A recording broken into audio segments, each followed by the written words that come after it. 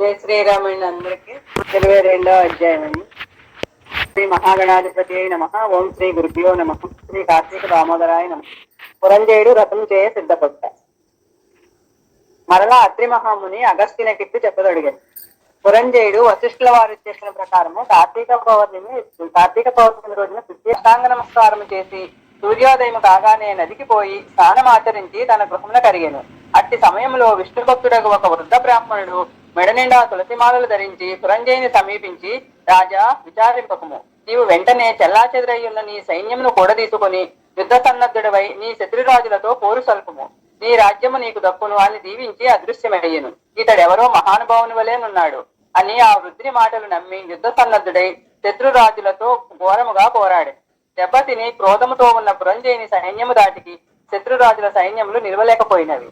అదియునుగాక శ్రీమన్నారాయణుడు పురంజయుని విజయానికి అన్ని విధములా సహాయపడిను. అంతయు శ్రీమన్నారాయణుని మహిమయే కదా.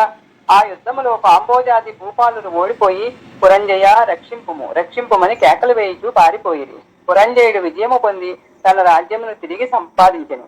శ్రీమన్నారాయణుని కటాక్షమునకు పాత్రులైన వారికి శత్రుభయము కలుగుతుందా?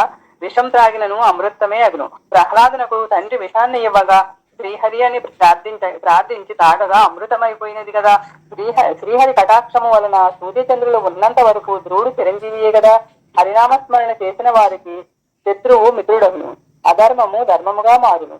దైవానుగ్రహము లేని వారికి ధర్మమే అధర్మమగును. రాడు పామై ఖర్చును.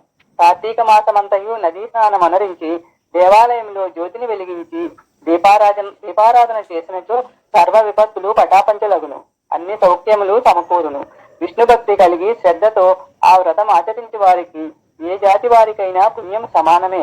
బ్రాహ్మణ జన్మమెత్తి సకల శాస్త్రములు చదివి కూడా విష్ణు భక్తి శూన్యమైనచో శూద్రకులముతో సమానమగును. వేదాధ్యయనం అనరించి దైవభక్తి కలవాడై కార్తీక వ్రతానుష్ఠాన తత్పరుడై వైష్ణవోత్తముని హృదయపద్మమున భగవంతుడుండును.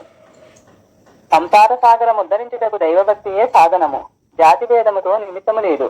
విష్ణుభక్తి ప్రభావము వర్ణనాతీతము. వ్యాసుడు, అంబరీషుడు, సౌనకాది ఋషులు మరెందరో రాజాదిరాజులు కూడా విష్ణుభక్తికే ముక్తి నొందిరి. శ్రీహరి భక్తవత్సలుడు. సదా పుణ్యాత్ములను కంటికి రెప్పవలే కాపాడుతుండును.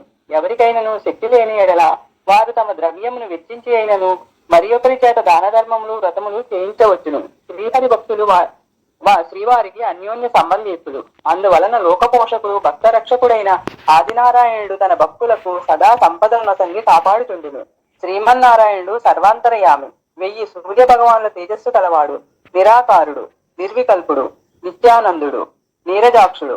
14 లోకములను తన కుక్షియందుడికొని కాపాడుతున్న ఆదినారాయణుడు. అటువంటి శ్రీ మహావిష్ణువునకు అతి ప్రియమైన కార్తీక మాస వ్రతమును భక్తి శ్రద్ధలతో ఎవరు చేయుదురో వారి ఇంట శ్రీ మహావిష్ణువు లక్ష్మీ సమేతుడై కలగలడు. ఆ ఇల్లు సిరి సంపదలతో కలకల్లాడును. కార్తీక మాసంలో శుచి అయి పురాణ పఠనము చేసినచో పితృదేవతలు సంచరించెదరు. వారి వంశమంతయు తరించును. ఇది ముమ్మాటికి నిజం. 22వ అధ్యాయం సంపూర్ణమండి. సర్వం శ్రీ కార్తీక దామోదరాయ శరణారవిందార్పణమస్తు.